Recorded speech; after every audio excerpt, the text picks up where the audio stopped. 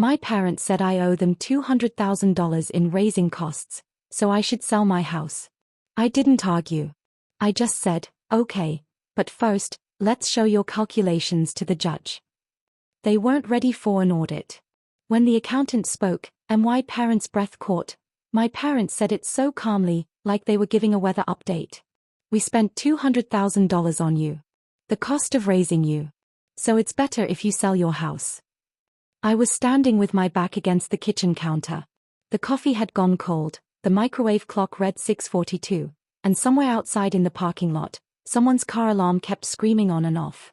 I didn't argue. I didn't raise my voice. I just said, okay, but first let's show your calculations to a judge. That sentence came out of my mouth as if it had been waiting inside me for years. My father blinked. My mother rubbed her hands together, like she was cold. Neither of them was ready for that word, audit. For the last 2 years, my life had been nothing but numbers. When the hospital cut shifts, I lost my nursing job. I took up freelance caregiving after that. Private clients, uneven hours, no guarantees. My bills never stopped lining up. Mortgage, health insurance, student loans, and that small credit card I kept calling for emergencies, even though I knew better. This house, 2 bedrooms under a white oak tree, was the only solid thing I had. I had bought it in my own name, after a long fight with the bank, after years of hearing not yet before finally hearing okay. In my parents' version of reality, I had always owed them. Every childhood doctor visit, every school fee, every birthday cake had somehow turned into an invoice they carried in their heads. According to them, they had sacrificed everything, and I had never paid them back. In truth, those receipts never existed.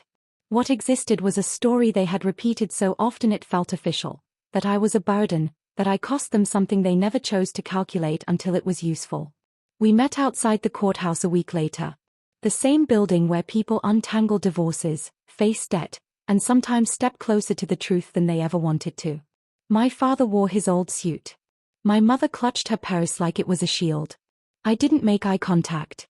I held my folder tight, bank statements, tax returns, and one clean email chain that proved I had been paying attention all along. The judge asked us to sit. His voice was neutral, flat, like a traffic report. My father began. We raised her. $200,000. He slid a paper forward. It was a single page, no dates, no signatures, just a few numbers and vague words. Expenses. I didn't interrupt. I nodded the way I had in my kitchen. Then I said, I asked an accountant to review this. There was a small ripple in the room. My mother's fingers tightened on her purse. The accountant was an ordinary man, navy blue tie, glasses, a calm voice. With the judge's permission, he spoke. These are not documented expenses. They are claims. There are no receipts, no timeline, and no clarity about whose funds were used. He opened my file. This is the actual flow. He explained how I started working part-time at 16. How my paycheck went directly into my father's account under the label of helping the family. How I paid for my first 2 college semesters myself. How my parents opened a line of credit in my name, something I discovered years later and quietly closed, paying it off to avoid setting the house on fire.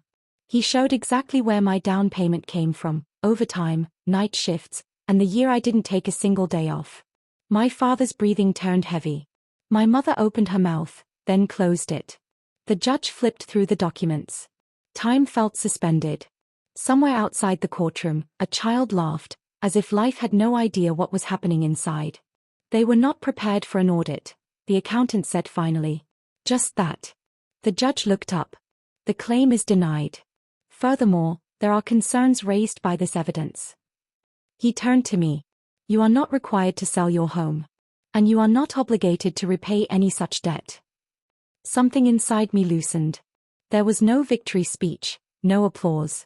Just a deep exhaustion slowly turning into relief. I looked at my parents. They weren't looking at me. For the first time, they seemed to be standing without their story. We walked outside together but separate. The sun hit my eyes hard. I took a full breath. My phone buzzed. A message from my neighbor, Mrs. Harper. If you're tired today, I have soup. I laughed, the kind of laugh that reaches your eyes. When I got home, I stood under the oak tree and unlocked the door. Inside, everything looked the same kitchen, the same cold coffee. But I wasn't the same. I had learned that silence isn't weakness, and accounting isn't just about numbers, it's about truth. I made a new plan. Small. Realistic. Freelance caregiving plus a part-time return to the hospital. Credit card closed. One evening a week just for myself. That night, I opened the window. Outside, the same car alarm went off again, then stopped. The world wasn't perfect, but it was okay. I said it to myself quietly, like a promise. This house is mine. And I don't owe anyone my life story anymore.